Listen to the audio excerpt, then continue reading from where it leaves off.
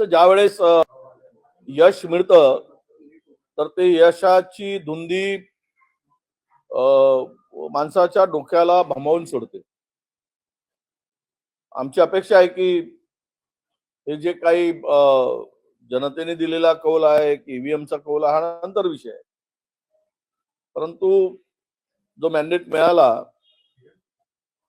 त्यातून महाराष्ट्राच्या प्रगतीसाठी, महाराष्ट्राला नंबर 1 क्रमांकावर आणण्यासाठी आणि महाराष्ट्रातील जनतेला न्याय देण्यासाठी त्या सत्तेचा उपयोग व्हावा.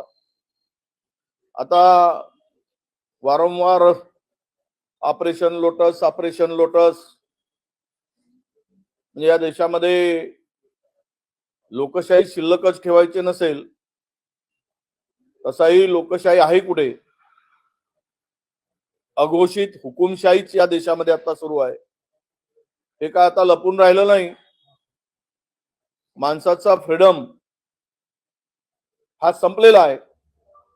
अशा स्थितीमध्ये ऑपरेशन लोटस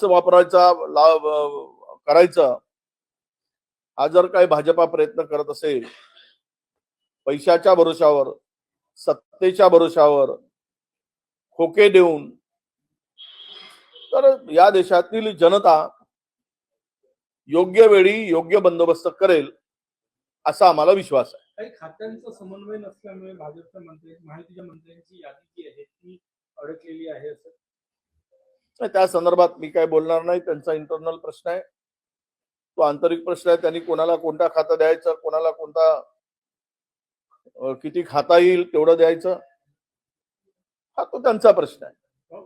भाजपच्या मंत्र्यांचं समजू शकतो की त्यांची लिस्ट दिल्लीवरनं फायनल होते, तर शिंदे आणि अजित पवारांना पण फायनल करायसाठी दिल्लीला लावलं. मी यापूर्वी सुद्धा म्हणालो, भारतीय जनता पक्षाकडे जे काही आता 137 संख्याबळ आहे, त्यामुळे अजित पवार काय आणि शिंदे गट काय, शिंदे शिवसेना काय, दोघांनाही दिल्लीच्या हायकमांडवरच विसंबून राहावं लागेल, त्यांच्या भरोशावर राहावं लागेल. त्यांच्या आदेशाशिवाय यांचा पत्ता सुद्धा हलणार नाही. म्हणजे फांदी हलवायचं सोडाच, पान सुद्धा हलणार नाही, एवढी कोंडी या निकालाने या दोघांची केलेली आहे. यांना वारंवार दयेचा अर्ज करून जेवढं मिळवता येईल तेवढं ते मिळवण्याचा प्रयत्न करावा लागेल. देगा तो भी भला, ना देगा तो भी भला असं म्हणून गपचूप राहावं लागेल, अशी अवस्था यांची आहे. विरोधी पक्ष नेतेपदासाठी अद्यापही अर्ज जो आहे तो महाविकास आघाडीकडे गेलेला नाही. 18 दिवस होऊनही काँग्रेसला गटनेताही निवडता आलेला नाही. आम्ही गटनेता निवडायचा आमचा प्रस्ताव दिल्लीकडे गेलेला आहे. आमच्या नेत्यांना आता तो दिल्लीमध्ये हायकमांड निर्णय घेणार आहेत. आमचं बोलणं झालेलं आहे. राहिला विषय विरोधी पक्ष नेत्याचा, या अधिवेशनामध्ये आमची एकत्र बैठक होईल आणि चर्चा करून आम्ही ते नाव देऊ. पण भारतीय जनता पक्षाची तयारी आहे का, ते देण्यासाठी तयार आहेत का विरोधी पक्ष नेतेपद? देवेंद्रजी तयार आहेत का, हे पहिले त्यांना विचारू आणि मग नाव देऊ. कोणीच नाव देऊन उपयोग काय? संख्याबळ नाहीये. आम्ही नाव द्यायचं आणि त्यांनी ते करायचं नाही, तोंडघशी पडायचं. यापेक्षा त्यांना विचारू, मुख्यमंत्र्यांना, तुम्ही देणार असाल तर आम्ही नाव देतो, नाही देणार असाल तर नाव देणार नाही. काल मुख्यमंत्र्यांनी अडाणी यांची भेट झाली. आता सरकारच महाराष्ट्र असेल की देशातला,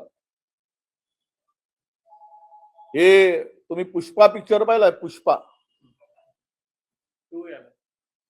2 तर पुष्पा 2 नी सरकार आणायचं कसं, ते सरकार पुष्पा 2 ने आणलेलं आहे.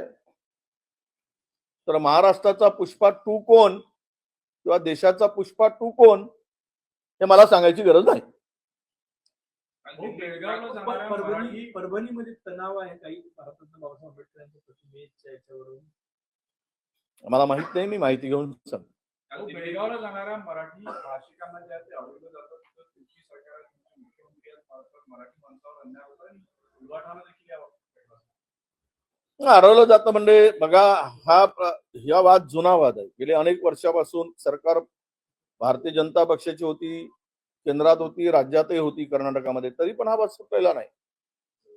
कारण यावरचा संपूर्ण वादावर पडदा टाकण्याचं, त्याला केंद्रशासित प्रदेश करा किंवा स्वतंत्र ती गावं जी मराठी भाषिक आहेत ते महाराष्ट्रात द्या, काही गावं कर्नाटकाची आहेत ती महाराष्ट्र केंद्रात या बेळगावला द्या, कर्नाटकाला द्या. हे सगळे वाद आहेत. हे वादावर शेवटचा अंतिम निर्णय आणि तो घेण्याचा अधिकार मला वाटतं की केंद्र सरकारला आहे.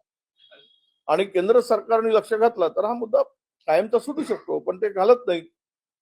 कोणतीही सरकार महाराष्ट्रामध्ये राज्यामध्ये आपल्या कर्नाटकामध्ये आलेली, ज्या ज्या वेळेस एकाच पक्षाची सरकार होती त्याही वेळेस हा मुद्दा सुटलेला नाही. त्यामुळे मी यावर अधिक भाष्य करण्यापेक्षा अमित शहानी आणि नरेंद्र मोदीजींनी जर लक्ष घातलं तर हा प्रश्न चुटकीसरशी सुटू शकतो असं मला वाटतं. काल शरद पवार आणि केजरीवाल यांची बैठक सुद्धा झाली. ईव्हीएम संदर्भात एक याचिका सुद्धा टाकली जाणार आहे. हे चाललेलं आहे. दिल्लीत नेत्यांच्या चर्चा सुरू आहेत, वकिलांची चर्चा सुरू आहे. आणि हे खरं आहे की ईव्हीएमचा घोळ आहे की नाही यावर लोकांचा विश्वास सिद्ध करण्यासाठी जगातील एकमेव देश आहे तो भारत आहे, जिथे ईव्हीएम वर निवडणुका होतात. एकमेव देश. म्हणजे हाच शहाणा देश झाला आमचा आणि बाकीचे अडाणी देश झालेत असं म्हणायला लागतं. एवढा विश्वास ईव्हीएम वर आहे.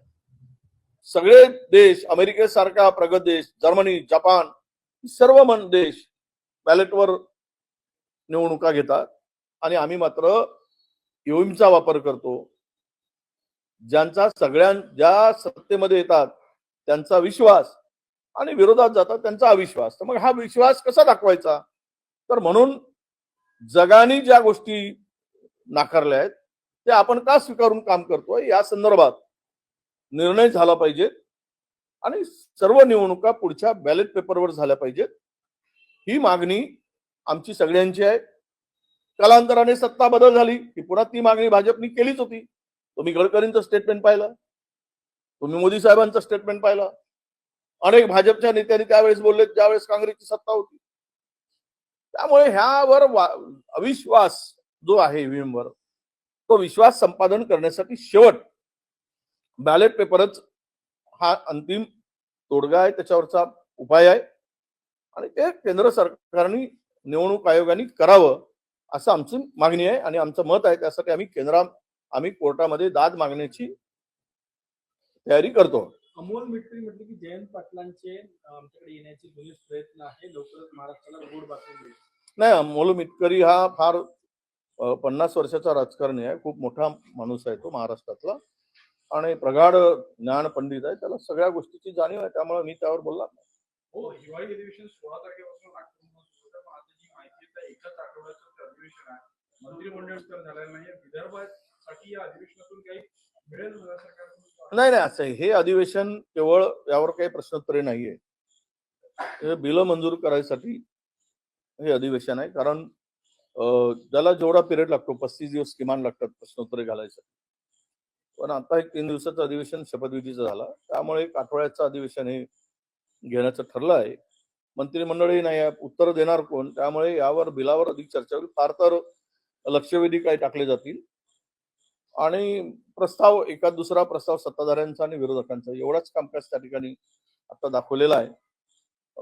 5 दिवसाचं अधिवेशन आहे. अजूनही मला वाटतं की काल बीएससीचं गठन झालं, म्हणजे बिझनेस ऍडव्हायझरी कमिटीचं, आणि त्यामध्ये जो निर्णय त्यांनी घेतला असेल, पण माझ्या माहितीप्रमाणे आम्ही अधिवेशन किमान नागपुरातलं 10 दिवसाचं तरी असावं अशी आमची मागणी आहे आणि आम्ही मुख्यमंत्री आणि उपमुख्यमंत्र्यांच्या आणि सरकारच्या कानावर ही बाब पोहोचवू. मुख्यमंत्री और अडानी की मुलाकात हुई है, कैसे देखते हैं? नहीं, मैंने बोल दिया कि अदानी ये हिंदुस्तान का पुष्पा है, सरकारें बनाता है, सरकारें उतारने की क्षमता रखने वाला अभी कोई है तो वो अडानी है। इसलिए उनके मर्जी के सिवा ना सरकारें चल सकती, ना सरकारें बन सकती है। तो जरूरत है या कल के मुलाकात से सिद्ध हो। इंडिया अलायंस के शीर्ष नेता को बदलने की कहीं ना कहीं बातें कर रही है लालू प्रसाद को या फिर संजय राउत को। उन्होंने भी कहा है कि दूसरे नेता पे चर्चा हो। ना होने दो ना। देखिए ऐसा है कि ये कोई इंडिया आघाड़ी बनी है, ये 25-26 पार्टियां मिलकर बनी है। अगर 25-26 पार्टियां एक साथ में बैठकर कोई नया नेता चुनने की बात होती है तो होना चाहिए, डेमोक्रेसी है और इसमें कोई नई बात नहीं है। ये बार बार ये बातें होती रहती है और नेता भी बदलने की बात हो रही है तो उनके बैठक में अगर सबका एक साथ एक मत होता है तो रोकने का सवाल नहीं आता, उसको विरोध करने का सवाल नहीं आता।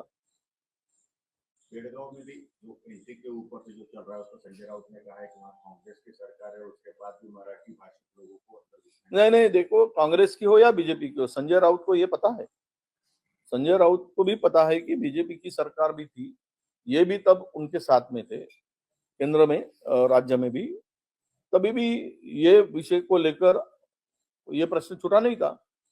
तभी भी ये प्रश्न वैसे जैसे था आज है वैसा ही था। उस वक्त अगर ये मराठी भाषिक जो गांव है उनको अगर विलीनीकरण की बात होती महाराष्ट्र में या उनके ऊपर कुछ रास्ता निकलता तो केंद्र सरकार और राज्य दोनों सरकारें भाजपा की थी, कर्नाटका की भी थी, महाराष्ट्र की भी थी और दिल्ली की भी सरकार थी, तब यह रास्ता निकल सकता था। तब क्यों नहीं निकला? अब ये नए नए बातें आकर इसमें कोई रास्ता दोनों स्टेट मिलकर एक साथ बैठकर नहीं कर सकते। केंद्र सरकार ने ध्यान देकर, सेंट्रल गवर्नमेंट अगर देती है तो ये इसमें कुछ रास्ता निकल सकता है और उन्होंने ध्यान देना चाहिए, ऐसी हमारी मांग है। नितेश राणे ने कल एक स्टेटमेंट दिया है कि उन्होंने कहा है कि मुस्लिम महिलाओं को लाडली बहनों से अलग किया जाए क्योंकि 2 से 3 बच्चे उनके हैं तो उनको सरकारी योजना नहीं, ये देखो, ये देश की संविधान जो कहता है ऐसा कोई जाति भेद धर्म भेद नहीं कहता है। अब ठीक है, सरकारें उसी रास्ते पर जा रही, उनको संविधान को अगर जो नहीं मानते, क्या 3 महिलाएं मुस्लिम की है तभी विरोध होगा तो 3 महिला हिंदू की होगी तभी विरोध भी होगा ना चाहिए। ये सबके लिए समान न्याय होता है। ये राज्य हो या देश हो, इनमें कोई रिलीजन देखकर कोई सहूलत नहीं दी जाती। अब वो उसका ज्ञान है अज्ञान है, मैं ये बात नहीं कहूंगा। और नितेश राणे ने अभी सत्ता आ गई है, ऐसी बातें नहीं करना चाहिए कि 2 रिलीजन्स में, 2 धर्मों में कोई और से नया विवाद खड़ा हो, ऐसी बातें नहीं होनी चाहिए। ये मेरा उनको सलाह है।